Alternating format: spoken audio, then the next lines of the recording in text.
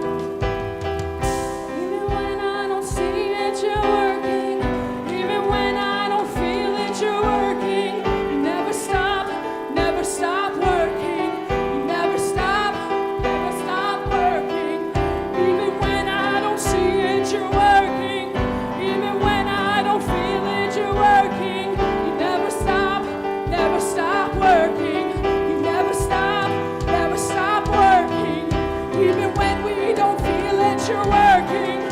Even when we don't see it, you're working. You never stop working. You never stop. Waymaker, miracle worker, promise keeper, light in the darkness. My God, that is who you are. Sing it to Him, church. Waymaker, miracle worker, promise keeper, light in the darkness. My God, that is who you are. That is who you are. That is who you are. That is who you are. That is who you are. That is who you are. That is who you are. That is who you are. That is who you are.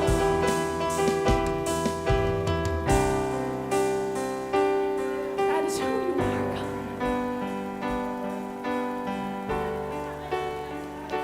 Yes, God. Waymaker, miracle worker, promise keeper, light in the darkness. My God, that is who you are. Sing it one more time, church. Waymaker, miracle worker, promise keeper, light in the darkness. My God, that is who you are. Yes, God.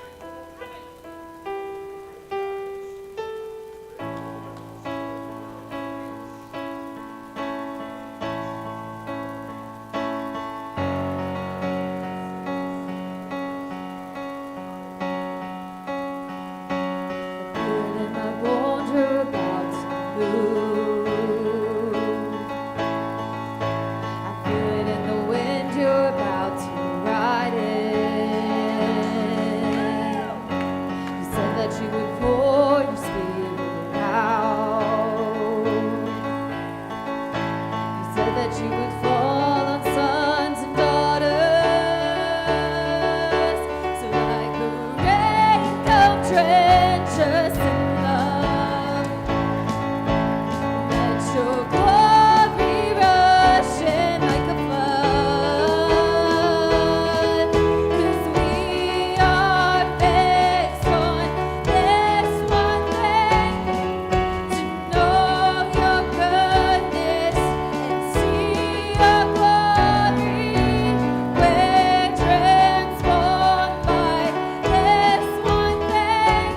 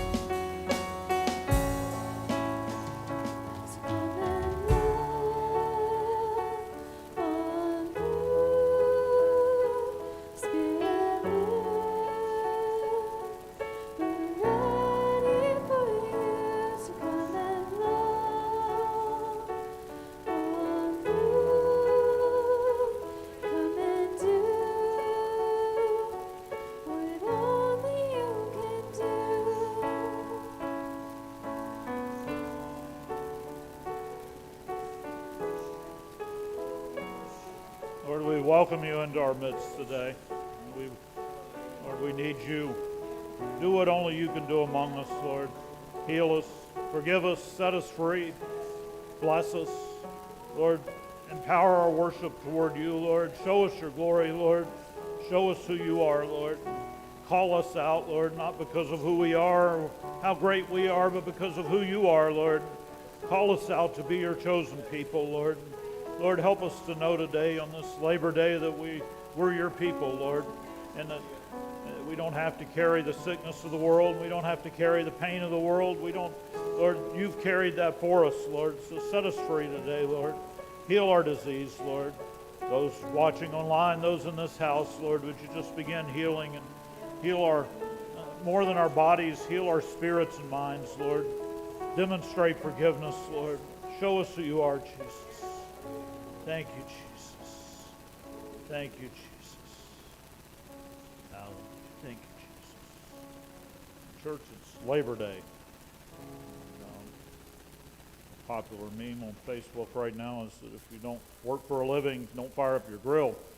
And that is kind of true. You know, Labor Day has always been an upside-down holiday. It has been since I've known an upside-down holiday because all the real laborers, the waitresses and the cooks and the people that we go to restaurants for this afternoon will be serving us, and most of the people sitting in the restaurant aren't actually working for a living. So it always seemed a little backwards. So if you go to a restaurant today, tip nicely. It's Labor Day. Tip very well. Double your tip and be nice today because it is Labor Day, and appreciate people who do the work. And if you're one of them that does the work, we appreciate you. And for many years I fixed equipment and trucks and had grease under my fingernails, and I get what it is to work for a living. And something satisfying about it, but for some reason we don't hold it up in our culture. So on this Labor Day, if you work for a living, if you get dirty working, if you work hard and with your hands and feet and back, then we thank you for that work today. We're in Deuteronomy. Last week we introduced Deuteronomy, and we're kind of in a flashback here. This is Moses telling the story of what happened.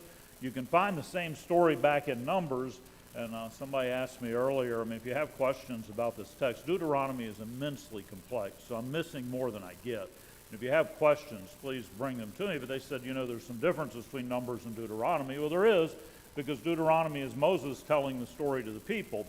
And in Deuteronomy, a couple of the major differences is that it more or less emphasizes Moses as a Christ-like figure than it does in Numbers, because you're going to see later on, and that's exactly what it's trying to do, is point us to Jesus.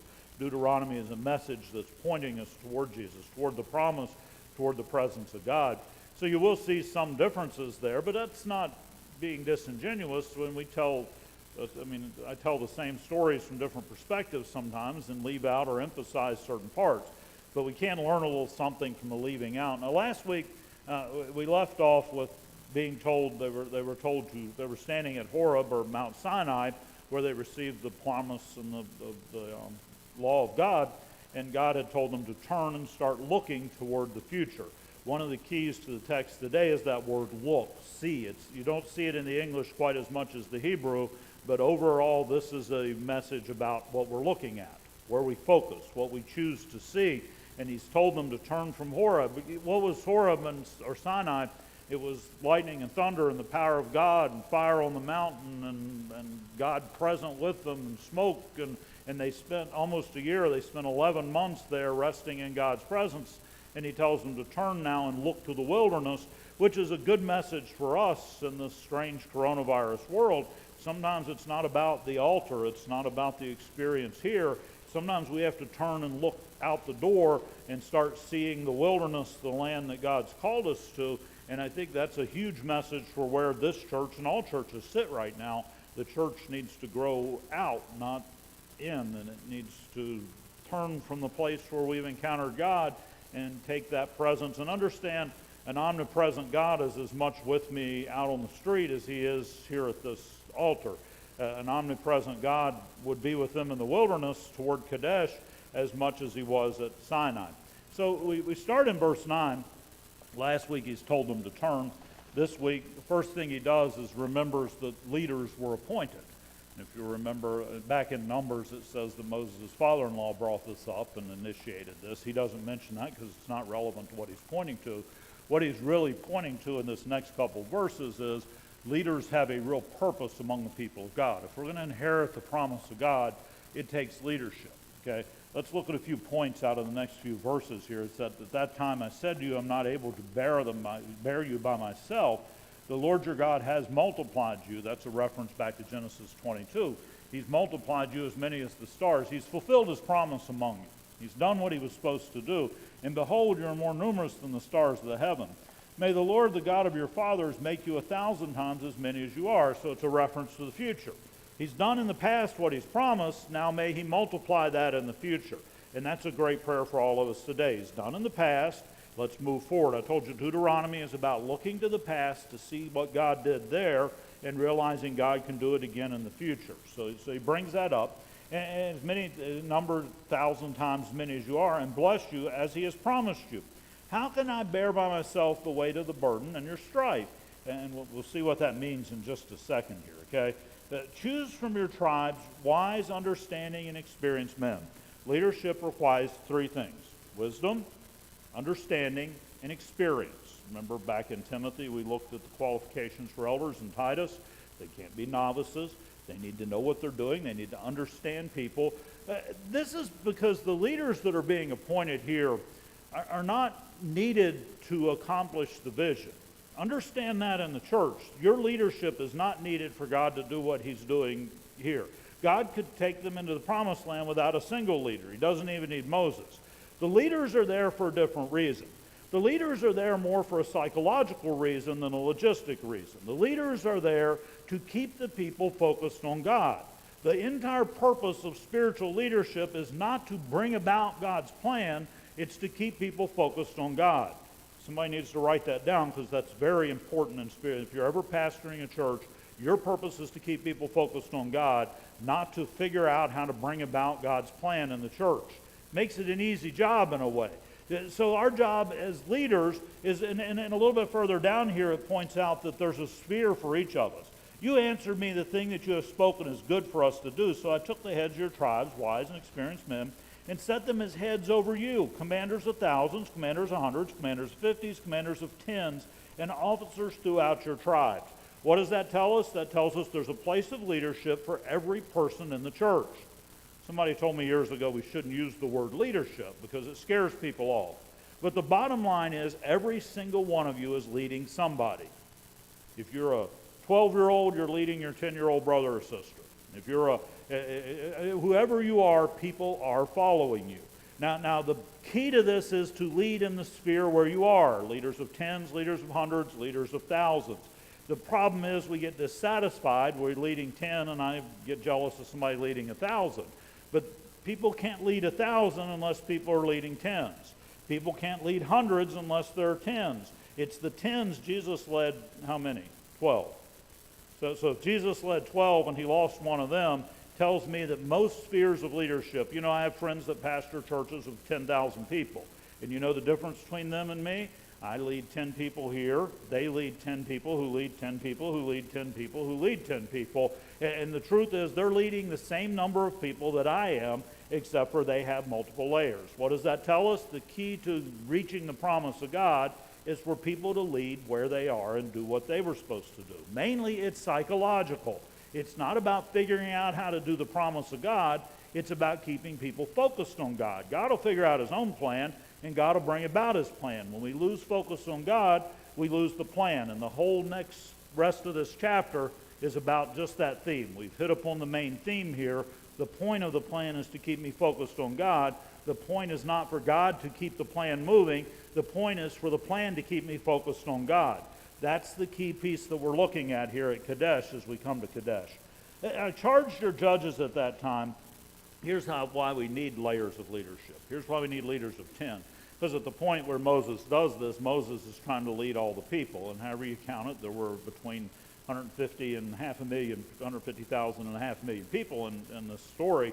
And so Moses obviously can't hear things. And what happens when we're leading too many people? The thing is, when we're leading too many people, we tend to only hear the squeaky wheels or the powerful or the loud-voiced people. And we see this even in society today. The loud-voiced people have more voice. In our society, white men have more voice than just about any other demographic. Why? Because they have a higher platform. And if you're not careful, you won't hear the other voices. You'll ignore and you'll miss all the other voices, the voices of those on the margins, the voice of those who aren't on the same platform. Now, God doesn't stand for that. God says everybody has a voice to Him. Everybody has a place in His kingdom. So I charged you to hear the cases between your brothers and judge righteously, to choose the righteous judgment rather than the judgment that paid your bills. If you're leading, you have to choose to hear the voice of the oppressed, and even if that costs your other brother, you still have to hear it. Between your man and a brother, and here, get this, or the alien who is with them, even the ones who weren't Israeli citizens, even the people who came from outside, the marginalized, the least, they didn't speak the language yet, they didn't know the customs of Israel, but yet they're included in the number because they've come to God's people. Even those people need a voice, and if we don't have a layered leadership, we can't hear their voice. So everybody has a voice. The key to this is everybody has a place to leadership. Why? To encourage people to focus on God. What's the whole point of spiritual gifts? We've covered that in 1 Corinthians and Romans chapter 12. Point of spiritual gifts is to glorify God and to build up or encourage other believers.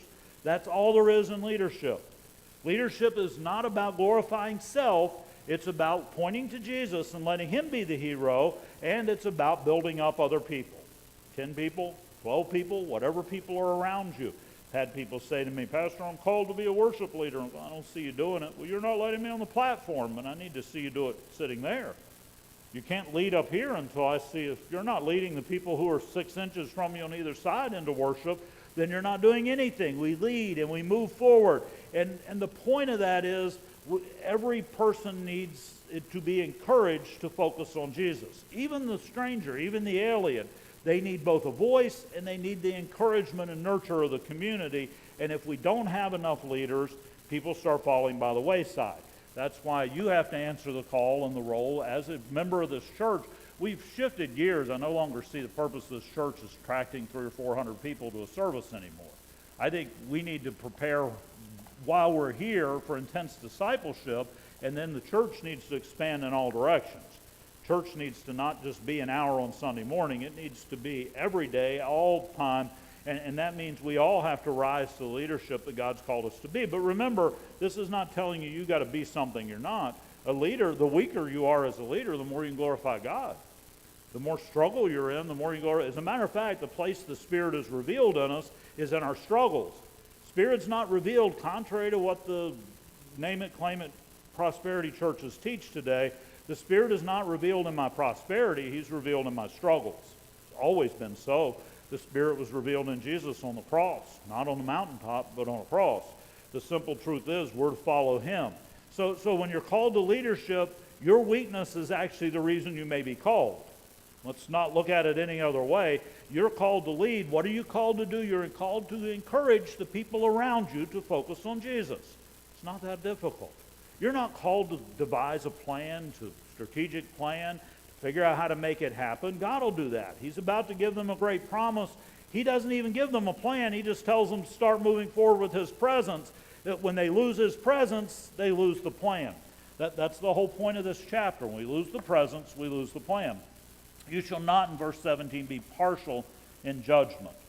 You can't be partial. You can't just pay attention to the loudest person or the person who's most prominent or richest or anything else that our culture holds in high esteem. You can't do that, it says. You shall hear the small and the great alike at the same time. And you will not be intimidated by anyone. In leadership, don't be intimidated by anyone, because the first thing people do is try to shift your leadership. It's real simple. Out of my weakness, I'm following Jesus, and I'm inviting some others to come along and follow with me and pointing toward Jesus the whole time. Why would I be intimidated by anything in that picture? It's only when I add other things to leadership, like I've got my own agenda, or I've got my own ego, or I've got my own plan, that I can be intimidated. If I'm really seeking only Jesus, there's no way that I can be intimidated by anyone. For the judgment is God's. It belongs to him anyhow. In the case that is too hard for you, you shall bring to me, being Moses, and I will hear it, and I commanded you at the time all the things that you should do. So the last thing we need to know about leadership is leadership also can appeal to a higher level.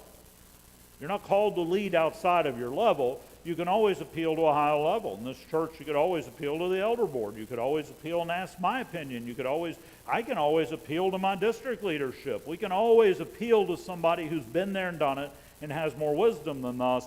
Quit trying to make it up as you go along. The whole point is that we connect with one another and keep pointing to Jesus. So the purpose of leadership is for us to focus on Jesus. We need that, right? It's psychological. It's about keeping people's mind in the game of following Jesus. That's the whole point of spiritual leadership. It's not about strategic plans. It's not about how we attack the enemy. It's not about how we appropriate the blessing of God. Focus on Jesus and we'll be led to that. It's a good point, but they really mess it up. And if you remember when we went through Numbers, we dwelt quite a while at Kadesh, because Kadesh is one of the saddest stories in the Bible. And I think, unfortunately, it's the story we find as Christians and as churches. Mostly this is where we find ourselves. It's a message that really speaks to the day, because I think we all find ourselves at Kadesh. We all find ourselves having a promise of God, but not quite living it. We all find ourselves having a promise, but falling short of the promise and wondering, and eventually we end up blaming God for the shortness in the promise, and so do they. We'll see that in just a second. Verse 19, then we set out from Horeb. Remember, Horeb in Deuteronomy is Mount Sinai. They set out from Horeb and went through all the great and terrifying wilderness that you saw on the way to the hill country of the Amorites, as the Lord commanded us. And we came to Kadesh Barnea. Now he compresses here most of the book of Numbers. We went through Numbers about a year ago. Here he's compressed. You remember there were 7 rebellions in Numbers where they rebelled 7 times against God, massive rebellions from Korah's rebellion all the way. He compresses all that and he doesn't reiterate that. But the fact that they're standing at Kadesh is a miracle. If you look at Numbers, the fact, and that's true of the church. People wonder, the church is not the called out people to demonstrate the righteousness of God to the world. Contrary to what you might believe, it's not our job, because we fall so short of that. Have you noticed that? Have you noticed Christians tend to be really messed up people? I mean, really. And so if the idea is we're supposed to be so holy, everybody wants to act like us, we're really messing that up. And the problem is we've been messing that up for 2,000 years. The whole purpose of the church is to be the called out people. It's the focus, again, leaders focus on Jesus, right? We focus on God. The whole purpose of the church is about the call. It's about what God did. We were praying through this Thursday in a prayer team. Okay, you worship at the level that you allow God to let you worship. God wants you to worship with all of your heart, soul, mind, and strength, with everything that's in you, but you chose to worship today at the level where you hit your own barrier. God has declared you. We do this with forgiveness. One of the reasons we don't worship, we don't feel forgiven enough. We don't feel good enough. I don't feel good enough to be a full-fledged leader in a church. I don't feel good enough to stand up and be a part of this church. But the truth is, it's not about how good you are, because if it is, the church has really blown this for the last 2,000 years. Read any of the gospel, any of Paul's epistles. He's talking about Alexander the coppersmith doing him much harm. The church has messed this up if our job is to be a holy people alongside society. Our job is not to be holy. We are to be holy, but our job is to be called out people. It's the call that matters. In spite of my weakness, he still called me. In spite of my failings, I'm still called. In spite of my mess-ups in the past, I'm still forgiven. You'll be forgiven. You'll be saved at just the level that you'll allow Jesus to save you. But how forgiven are you? You are, in fact, all the way forgiven. It's the one who forgives that matters. It's the one who calls that matters. And Israel would have done well to realize that. It's not about their failings. It's about the one who calls. So in spite of all the 7 rebellions in the wilderness between Horeb and Kadesh, they still are standing at Kadesh. Which, by the way, notice this is a story within a story, okay? They also, in spite of their failings for 40 years, because there was another 40 years after the failing at Kadesh, and now we find them at Moab about to enter the same promised land. So there's a double story here. In spite of the fact they failed for another 40 years, here they were still back at the promise of God, because the promise of God does not have anything to do with me. It has to do with the one who promises. I can walk myself out of the promise of God, but God's going to give it to somebody else. The promise of God always stands, and that's what the whole point of this verse is. The promise of God still stands. Here we are at Kadesh Barnea in the story, and here we are at Moab, physically present in Deuteronomy, about to do the same thing that they were supposed to do 40 years ago, inherit the promise, because the promise never ends. And Moses says, I said to you, you have come to the hill country of the Amorites, which the Lord our God is giving us. You have come to the promise that God is giving us. You don't have to have a plan. You don't have to have, it's not a promise that you're taking. It's not a, you know, if you've taken my theology classes here, the biggest bane of all existence in the church is what we call Pelagianism. Pelagius was condemned as a heretic 1,700 years ago. But Pelagianism is the idea that somehow my merit is earning God's favor. Somehow I can choose not to sin. Somehow my goodness is what's pleasing God. And it's all over, especially the Spirit-filled church, Pelagianism. And it was a heresy then, it's a heresy now. Today we often call it semi-Pelagianism. We're not all the way Pelagian, we're partly Pelagian. I am non-Pelagian. It's not my effort, it's the one who calls. I'm not your pastor because I worked hard at it. I work hard because I'm called. The call is what sets our standard. And when I first went into ministry and chose to quit a good government job and stood at Kadesh in my own life, I had to focus on the one who called, not who I am. All of us will fall short of leadership if we start looking at how good we are at leadership. Because the simple truth is we've all sinned and come short of the glory of God. But the glory of God is He still calls us. And that's what the church is.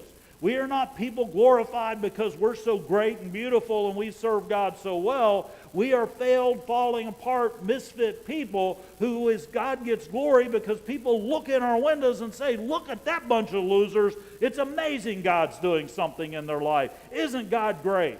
And if you're not willing for somebody to look at you and say, look at that loser, God is great, then maybe you're not in the right game. Because if you insist that people look at you and say, look at this great person serving God, it's not about a great person serving God. It's about broken people who God chooses to bless anyhow. It is about the people at the margins, and the truth is we're all more marginalized than we think. You've come and the Lord is giving you this land. You didn't earn it.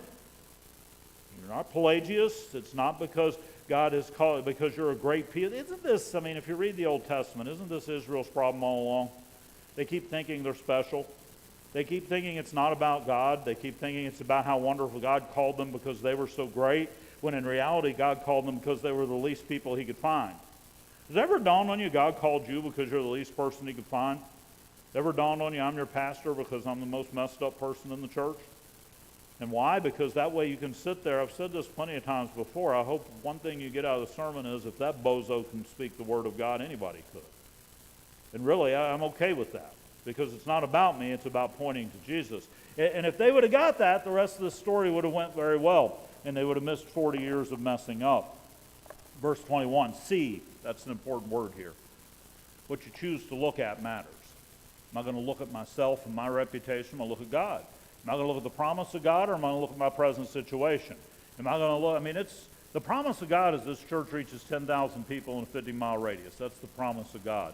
You can look at our present situation, look around you today, and that seems like a pipe dream, don't it? It's a matter of what you look at. You can look at the God who promises, or you can look at your present reality. And standing at Kadesh, present reality could be a problem. See, the Lord your God has set the land before you. Pay attention to the promise of God. Pay attention to the blessing of God. But you're going to have to go up and take possession as the Lord of your God, the God of your fathers, has told you. You're going to have to take possession of the promise. In other words, you can't sit still. You can't just wait till God gives it. Well, if God wanted me to be a great preacher, He would have made me that. If God wanted me to lead, He would have made me that. No, you already are what He's declared, but then you've got to work it out, as the Bible says, with fear and trembling. All of my degrees were working it out with fear and trembling. You still have to do it. Do not fear or be dismayed. Why? Because it ain't your battle anyhow. God hasn't given you a step-by-step plan. Those of you who want step-by-step plans sometimes can't hear the Word of God, can you?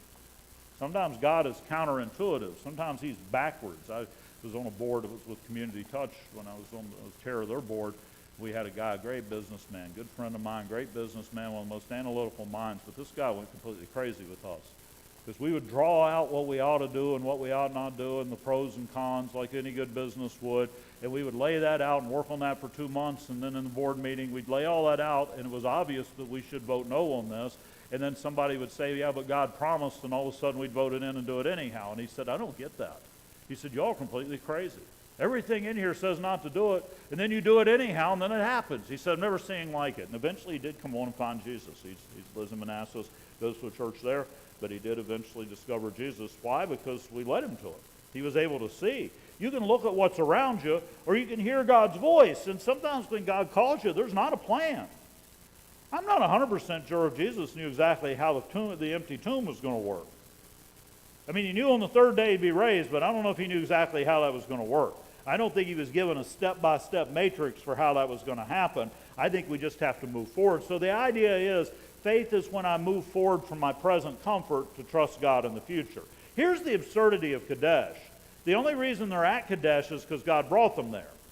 They were slaves, remember, about to be killed, and they were being under an annihilation pact in Egypt because the firstborn was being killed, and they were actually on a minimization pact in Egypt and would have ceased to exist probably and been worked to death. They were on an annihilation pact. They wouldn't have existed at this point.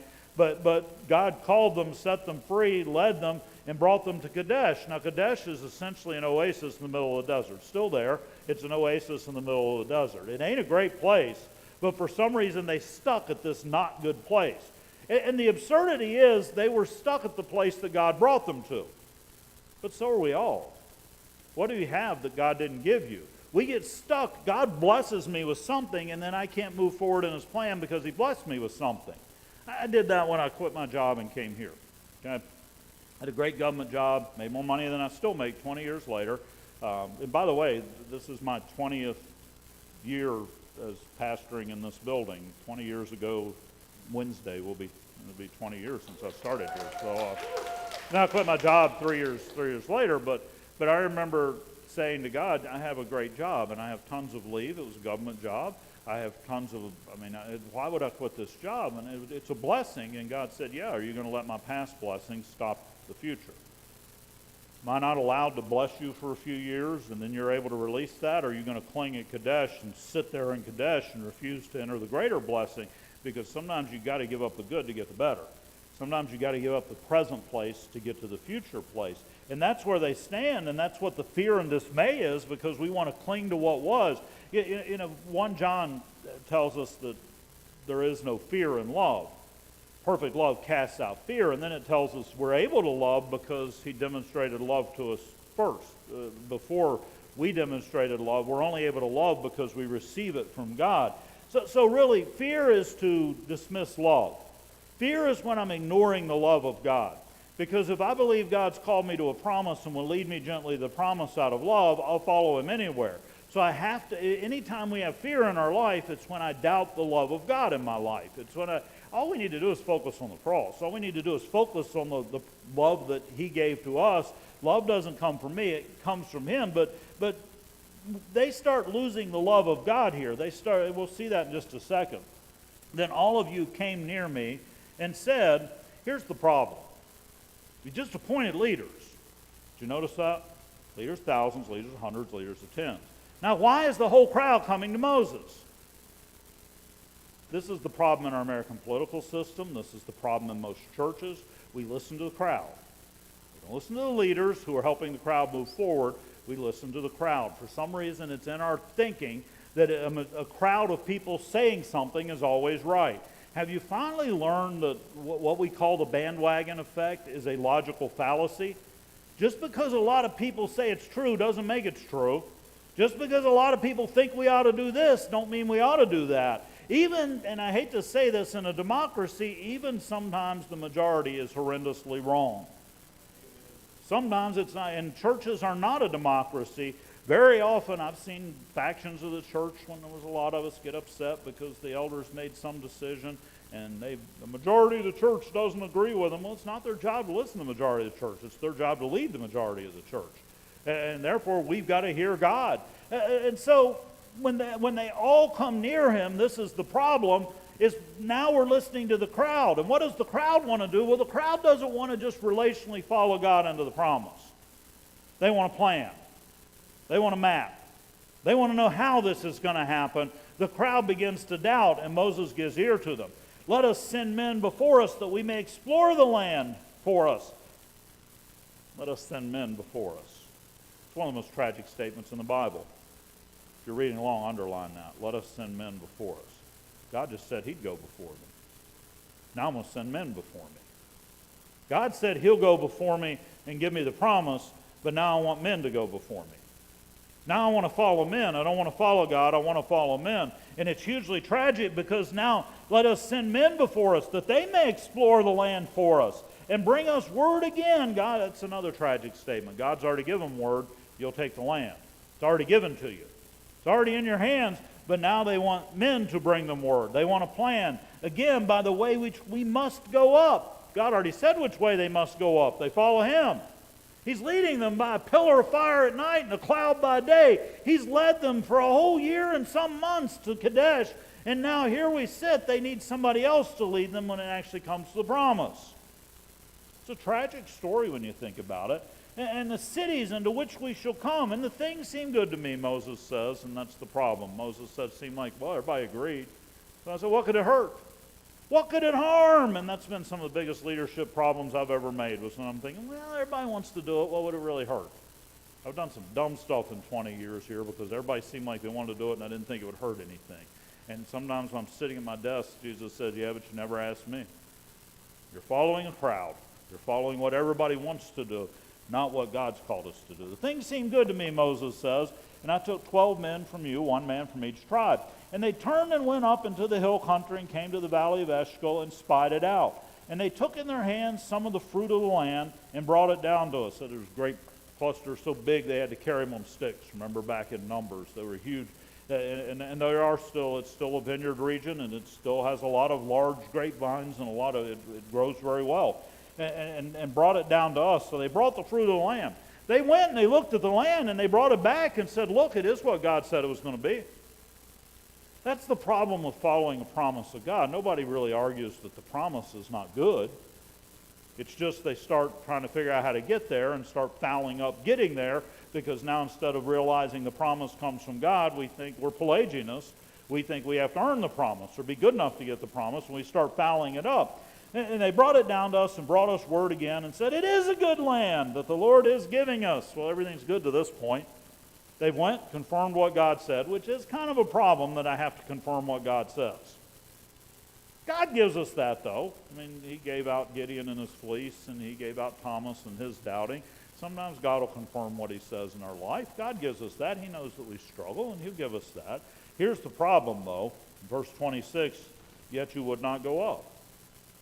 God said it was good and he was giving it to you, but yet you went back to your tents and refused to go. What you should have done was grab your weapons, put them around your waist, and ran off to the battle, shouting praises to God and singing his glory as you went. That's what you should have done, but instead you went back to your tent. And you rebelled against the command of the Lord because God said go, and we've already delayed. Now you're delaying either further. And you started murmuring in your tents. There's the problem. Well, let me ask this question. Where are the leaders that we saw earlier in the chapter? That was their job. You know the job of a leader in a church is to stop the murmuring. Where you're leading. Every time we've had a split or a problem in this church, it wasn't because I can only lead so many people. It's because the leaders of small groups and the leaders of families were not stopping the murmuring. Murmuring destroys us. Murmuring is when we just start whining and complaining. It's when you start focusing. Again, the whole point of this chapter is what we're seeing. Murmuring is an exercise in seeing the wrong stuff. It's seeing the problem rather than the solution. It's seeing the present situation rather than the promise of God. Murmuring always involves having... Here's the problem. The promise of God is on a far horizon from our eyes. The problems are right here. Murmuring is to put my eyes down and look at the problems instead of looking over the problems and into the promise of God. And we're good at it, by the way. I'm a specialist in murmuring. Are you good at it? How many of y'all consider yourselves really good at murmuring? And if I'm not careful, I murmur. And if I don't find myself under leadership, I'll keep murmuring. But I need somebody to say, hey, that's not how it is. Let's look over and see the promise of God. They murmured. You murmured in your tents and said, and here's the problem. once we start looking at the problem instead of the promise, once we start getting comfortable at Kadesh in the current situation God's put us and refusing in faith to let that go and move on to the future. If I had got comfortable in Kadesh when I quit my government job and came here, I don't know where I would have been today. I do know that the boss that took over in the shop I was in would have been an unworkable person, and I probably wouldn't have even had a job at this point. And the bottom line is I would have lost what I clung to. You can't cling to what God has given you. You've got to keep moving forward. And so the problem is when I sit in that comfort zone, when I start looking at the problems and making the excuses, when I start trying to do it in my own power and my own plan rather than the promise and presence of God, then this is what happened. It inverts my relationship with God. It turns it upside down. This is, I'm speaking prophetically to the church, this is most of our problems right now. We think God's out to get us. We think God's out to snap us down. We don't understand the promise of love that God's given us, that He's trying His level-headed best to bring us to blessing. We start thinking God's trying to foul us up, trying to crush us down. It wasn't God that was crushing them down. It was their own hesitancy and murmur that's crushing them down. It was their averting their eyes from the promise and the presence of God to the problems of their current world. That was the issue. So they said this, because the Lord hated us, He brought us out of the land of Egypt. The Lord didn't deliver us because He loved us. He needed some people to slaughter in the wilderness. So He brought us out of slavery, and He brought us out here to destroy us because His plan doesn't make sense to me. His plan of just grabbing your sword and running across the Jordan River and come what may, fighting whoever shows up in His presence doesn't fit with our plan. We need a better plan than that, so God must hate us. God's not doing what I want. He's not giving me Kadesh, the oasis, as my inheritance. He keeps wanting me to go to a bigger place. And therefore we start thinking God hates us. I don't know, have you ever thought God hated you? Yeah, so have I. And usually it's when I'm rebelling. Usually it's when I'm trying to sit still in my faith. It's when I'm refusing to give up the good to get the better. It's when I'm trying to do it into my own power rather than His power. Because the Lord hated us, He brought us up out of the land of Egypt to give us into the hands of the Amorites, to destroy us. Where are we going up? Our brothers have made our hearts melt. You know what makes your heart melt worse than anything? Naysayers. I had a guy here once who was on the elder board, said it was his job to be the naysayer. I don't need any naysayers. I've had people say, oh, I'm the devil's advocate. I don't need the devil's advocate here. I don't need any naysayers, because you know what they do? They make our hearts melt. Well, what's the job of leadership? To encourage hearts. If you were leading the 10 people you're called to lead, you would have encouraged hearts. We would have averted every major crisis in the 20 years I've been a pastor here, and we've had some nasty stuff go on here. Read the New Testament. It's normal. It's what churches do. It's not about being the perfect people. It's about being the called people, remember? But our hearts melted. Why? Because everybody was grumbling and whining and saying negative stuff and pointing out the flaws. God says we can do this, and everybody thinks, yeah, but have you thought about this? Have you thought about that? Have you thought about what this is going to cost? Have you thought about how much that's going to work out to? And none of that matters. It just makes our hearts melt. But here's the deal. Only you can let your heart melt. Nobody can melt your heart. Nobody can make you feel angry. You made me angry. Nobody make you angry. You chose to get angry. You made me feel sad. Nobody can make you sad. You choose to feel sad. You're the master of your own feelings, so you don't have to let your heart melt. You should be the leader. You should be the leader. And it's real hard when you're standing in a group of 10 people and 9 of them are talking negative to be the positive one. Yeah, but God said. But it's what God called us to be. They made our hearts melt saying this. This is what they said. The people are greater and taller than we are. People are better than us. That excuse has kept me at Kadesh so many times. You know, there are a lot of better people than me for pastoring. You know, when I first started in ministry, Charlie Nestor was pastoring at MAG, and in my mind, Charlie Nestor was probably the greatest preacher that I've ever sat under. I mean, this guy was, but he's still in Florida. Charlie Nestor, you know, Tom remembers Nestor. Pastor Nestor was, but he struggled with multiple sclerosis, and the last few sermons he preached, he had to do from a chair because he couldn't even stand. And I was being called into ministry, like, God, that doesn't make any sense. Here I am, I'll never be half what that man is, but yet you're taking him out and I'm coming in the game. It doesn't make any sense. And we can paralyze ourselves. You can paralyze yourself in the church. Well, there's always a lot of better people than you to do what God called you to do. But God called you, because remember, it's about the call. It's not about comparing to other people. God called you, and when He calls, He'll equip. But there are people who are greater and taller than we. The cities are great and fortified up to heaven. Well, that's a lie. There ain't no city that had walls that went all the way up to the sky. But yet that's what they say. Now, the spies didn't say anything about this stuff, but this is the murmuring. The spies said it's a good land, it's got fruit, but this is the murmuring. The murmuring is the walls are so high in the towns that go all the way up to the sky, we'd have to come up with some way to climb up all the way to heaven and back down into the walls to attack these cities. It's useless. And besides, we have seen, there's that word seen again, it's repeated over and over, we've seen the sons of Anakin there. Sons of Anakin, this is not Anakin from Star Wars, by the way, okay?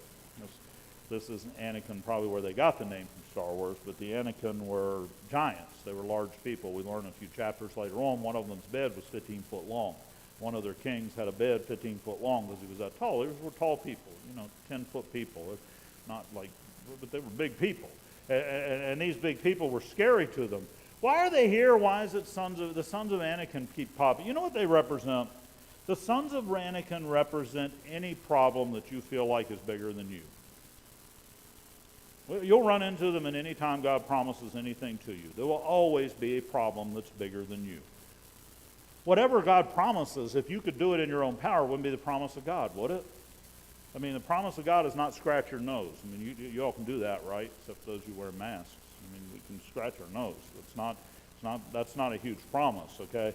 The promise is always going to have problems, because what was the purpose of the promise? It was to get us into a relationship with Jesus and for Him to be glorified. Therefore, He's going to be glorified in the problems, and the problems are going to allow me to relate to Him more.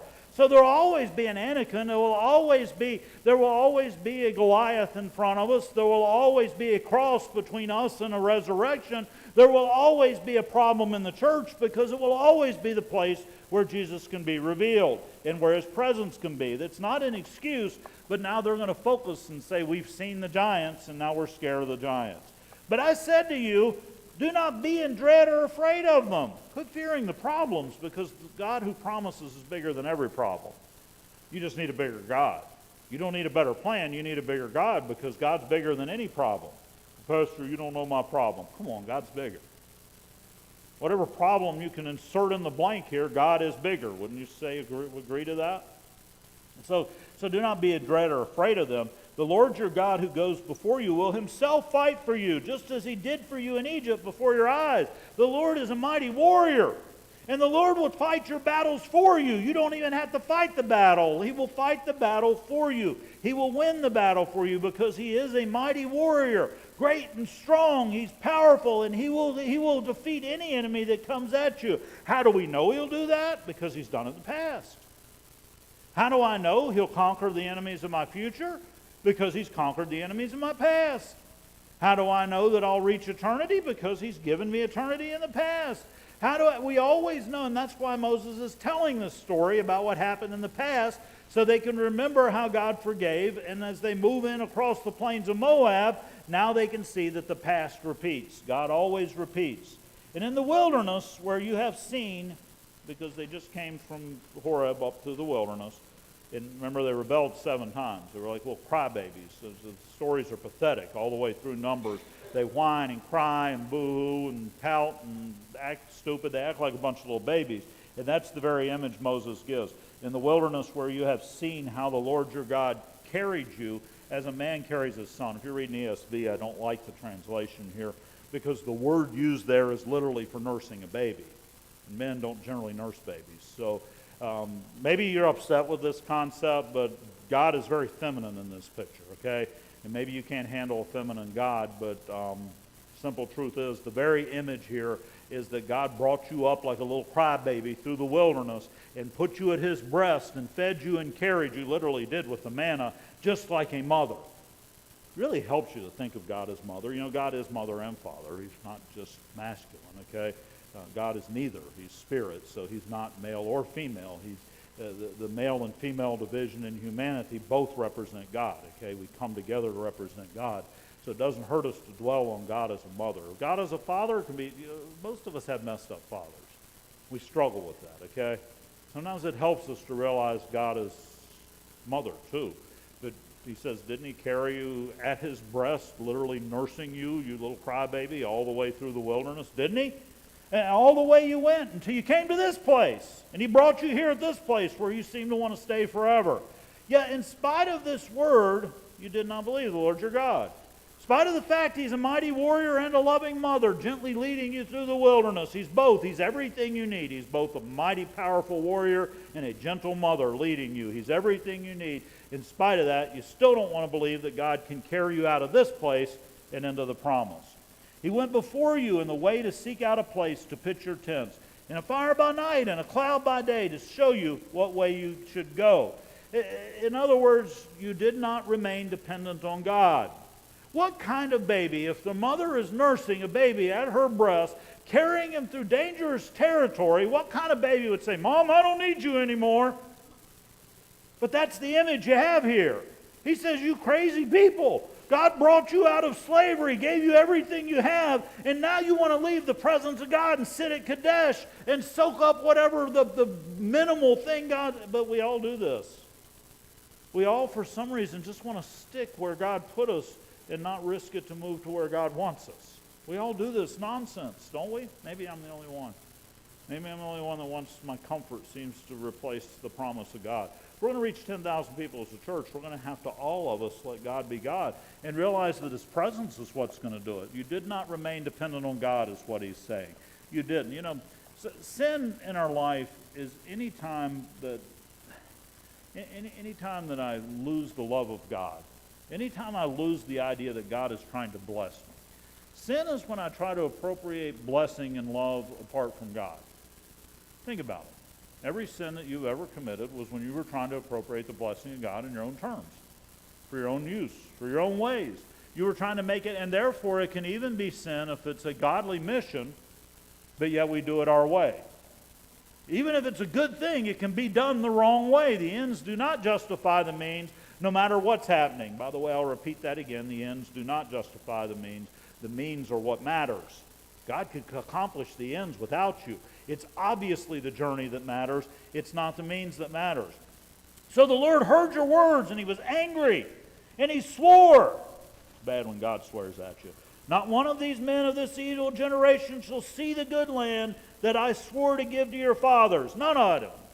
Okay, this has come true 40 years later. We're at Moab, and it's the next generation. Tells us that all those who were standing at Kadesh, except for 3 people during the story, are all dead now. The new generation has come, so this promise happens. The only ones who are going to get in, and it lists them, except Caleb, the son of Jephunneh. He shall see it. There's that word see again. Why will he see it? Because he did see it. He saw it. He put his eyes on it. He refused to take his eyes off of it. Therefore, he will stand on it one day. And you know, weirdly enough, the exact land that Caleb inherited was the very exact land that he spied out. When we read later on, it's the very land that he walked on. And to him and his children I will give the land on which he has trodden, because he has wholly followed the Lord. Here's another place where Hebrew doesn't translate well to English, but here's another place Hebrew doesn't translate well. When it says wholly followed the Lord, it literally says he has filled his cup to the full with the presence of God.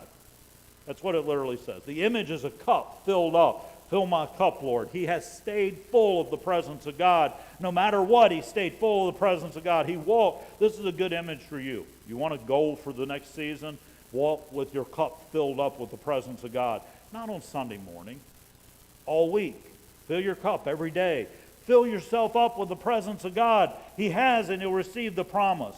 Even with me, being Moses, the Lord was angry on your account and said, you shall also not go in there. This is a little different than Numbers. Numbers says it was because he struck the rock, remember, at Meribah, the bitter waters.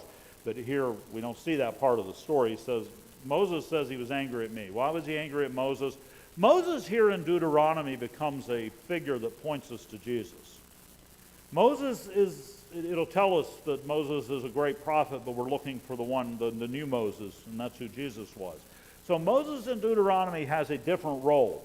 He's pointing us toward Jesus.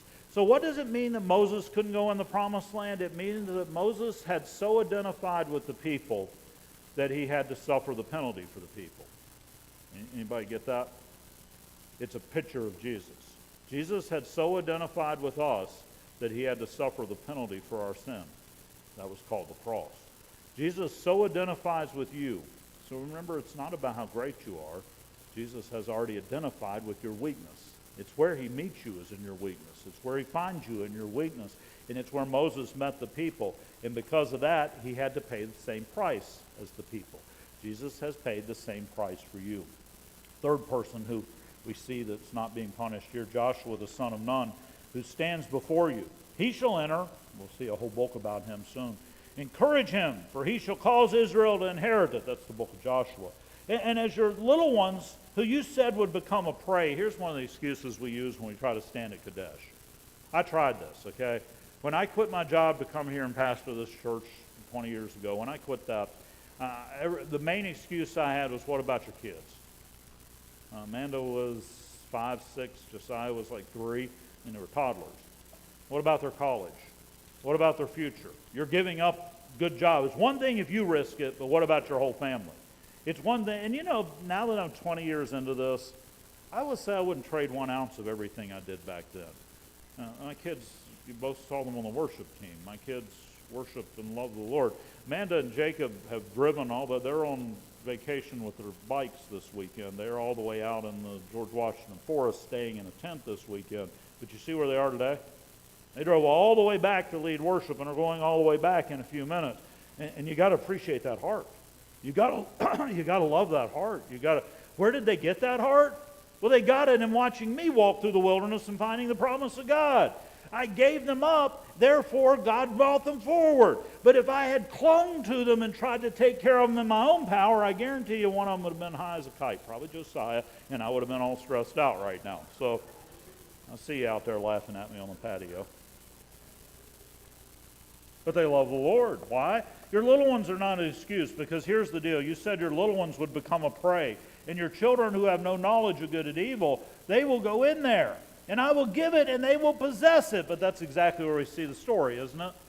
We're standing, remember, 40 years later at Moab, where this story is being told. Moses is speaking this story on the plain of Moab, remembering this, and the people he's talking to are the children. So the promise did happen, and we see that it happened. It happened right here. The bottom line is the least are the ones that always inherit. Jesus said the kingdom was about little children, remember? Why? Because the least, if you feel like the least, good, you're the one that God can do the most through. Arrogant, ignorant people always fall down. Least people, they can connect with God. But as for you, turn and journey in the wilderness in the direction of the Red Sea. And that's a sad statement. He says, for the rest of you, you're going to go back towards slavery. You're going to regress from the promise of God back towards slavery. You know, as a Christ follower, you're not standing still. You can't rest at Kadesh Barnea. You can't stop and say, I'm blessed enough and this is all I want to live. You can't. You're like the little kid running up a sliding board out there. If your little legs quit moving, you start sliding backward. And the moment you quit striving to move ahead and trust God and have faith in Him at the next level and receive the promise of the next level, the moment you say, I'll rest right here in the middle of this sliding board, is the moment you go right back down. Let's not kid ourselves. Some of you have done it. Some of you that may be watching online, you've missed church for a long time and you have slid. Jesus doesn't want to judge your slide. What He wants to do is to bless you and call you. And even though you slid, He wants to call you and move forward. I'm not saying that. But I am saying when we refuse the blessing of God and attempt to stay in the place where we are, He will always regress us back towards slavery to the Red Sea. So you answered me. This is the real sad part. Give me a couple minutes to finish this, okay? You answered me, we've sinned against the Lord. Well, they admitted their sin. We're okay with that. Most of us can admit our sin, right? We ourselves will go up and fight. Well, what a dumb statement. You see, we're fine with admitting our sin. We just don't want the consequences. We're okay with saying I messed up. We just don't want the consequences. And then we start blaming God for the consequences. Have an affair on your wife, and then she wants to leave you, and you end up paying child support, and your whole world falls apart, and you're like, how come my life's falling apart? Well, there are consequences. I don't even know if it's the judgment of God. It's just there are consequences. If you take a knife and cut yourself, you're going to bleed. It's a consequence. You can't whine about it. The consequence of refusing the blessing was sliding back toward the curse. Wasn't it? So instead they say, we've sinned, we've done the wrong thing, but we're going to go up anyhow. This is why people, well, I've tried to do something for Jesus and it keeps failing. It's because you're a person that's out of time.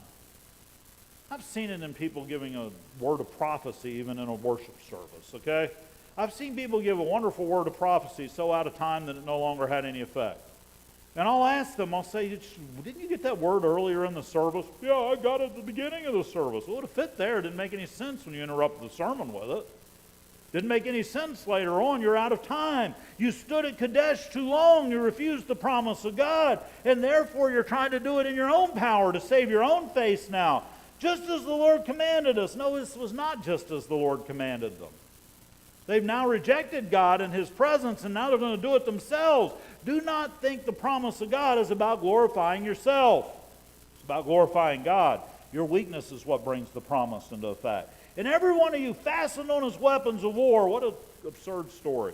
Here's the same people whining in their tents just a few hours before. Now we're going to go fight and get glory for ourselves. And maybe that's our whole problem. Maybe we want the glory for ourselves.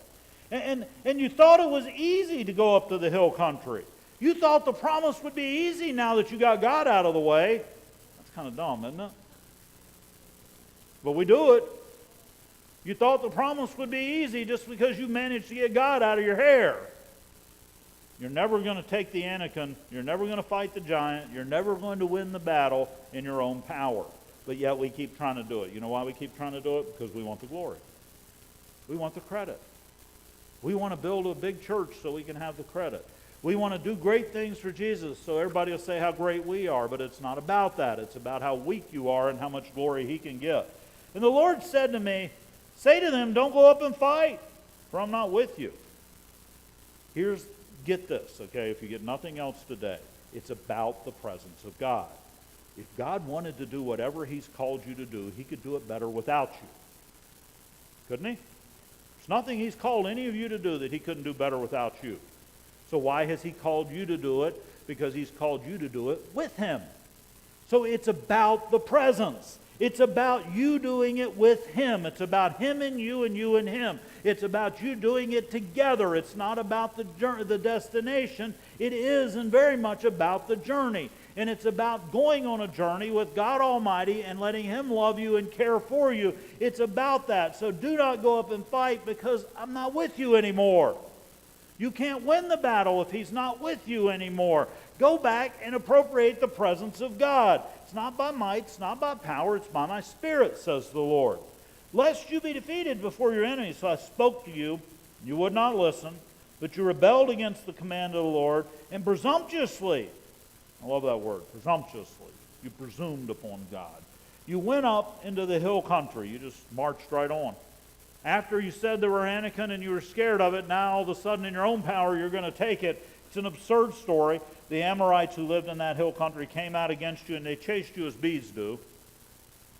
Looked like a swarm of bees and you all were just running around swatting and it didn't do any good. And you were running around acting like and looked like a bunch of fools. You looked like idiots.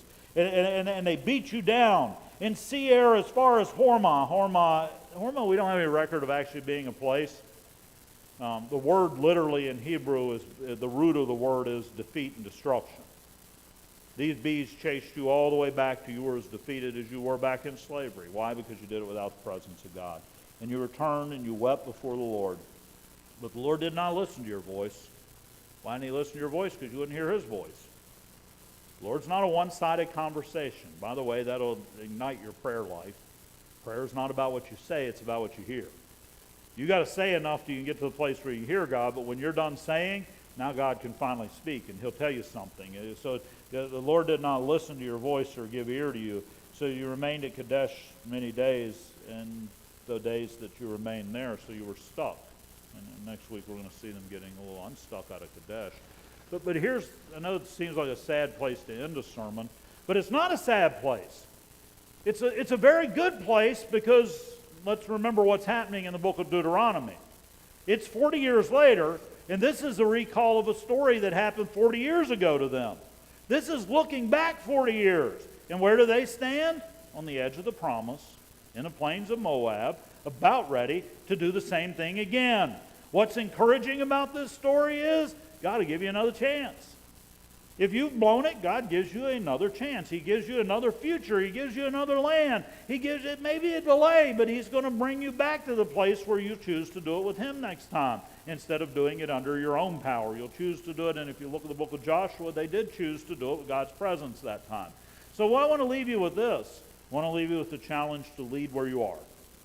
If you're new here, if you're old here, I don't care if you're online only right now, find the people that God's called you to lead. What is leadership? Keep them focused on the glory of God. Keep them focused on encouraging and building up. Keep them in the presence of God. That's all leadership is. It's all spiritual leadership is. God will take care of the rest. Lead them. And if you stand at Kadesh, and you will, and probably all of you are, we are all doing far short of what God's called us to do. Even in this weird season, I bet God's called you to do something that may be pretty radical and out there. Maybe something that's never been done before. And you know what? What keeps us from doing that is what we were. We want to rest at Kadesh. Would you trust God's presence? You know, the thing is, the real tragedy of this story is when you linger at Kadesh and refuse the promise, you lose the presence. And when we refuse the promise, we lose the presence. And if you've ever been in the presence of God, you'll come to love Him more than anything else. God's not out to get us. Quit inverting Him. God loves you. He carries you like a mother carries a baby. He carried it, but He's a mighty warrior on the other hand, and He fights the Anakim for us. He fights the battle for us. Would you choose Him today? And maybe you don't feel like you're a great person or you deserve anything. Remember, Moses had to take upon him the sin of the people. Jesus took upon him your sin. He took upon you your failings. It's not because you're a great person. It's not because this is a great church. It's not because we're the holiest of people. It's not because we're the best looking of people or the smartest of people. It's because we're the called people. They were only going to get this blessing because they were called. It wasn't because they were great people. Yeah, they were called to that blessing. Are you called to a blessing? Well, live in that blessing. Be called. It's because you're called. And every excuse you can come up with, every murmuring you can come up with, well, I messed up. Well, I don't think right. You don't know what's in my head. I'm doing dumb stuff, and I'm not very good looking, and I don't speak very well, and blah, blah, but none of them matter. Because Jesus didn't say, I want you to be a perfect person. He said, I want you to be a called person. I want you to stand on that call and live in that. Would you accept that call today? Would you accept the forgiveness of Jesus? You're forgiven just as much as you're willing to accept because the cross paid for all of it. And you're going to worship during this next song just at the level that you're willing to accept. And every excuse you can come up with will keep you stuck in Kadesh during this next song. Could you just let Jesus take you past that and into the promised land? When they finally did take the promised land, they went in with the trumpets blaring. They went in with the worship music ahead of them. They went in with praise because they knew the presence was the key. Let the presence of God be your key in this as we do this next song. Dear Lord, thank you for your presence. Thank you that you've called each of us, not because we're perfect, not because we're great, but because you want to be seen in us, because your presence is going to be with us. Let your presence be with us today, Lord. Let your presence fill us as we worship you in this song. Turn our eyes towards you, Jesus. Give us who you are, Lord. Let your presence be upon us and in us, Lord. And Lord, if one touch, one moment in your presence, and we could see the promise and the problems would seem like nothing, Lord. We don't need smaller problems. We need a bigger God, and we need a bigger promise, Lord. Help us to leave Kadesh today and start moving into the promised land, Lord. Move us forward as we seek your presence in this song. We ask this in your name, Jesus. Amen.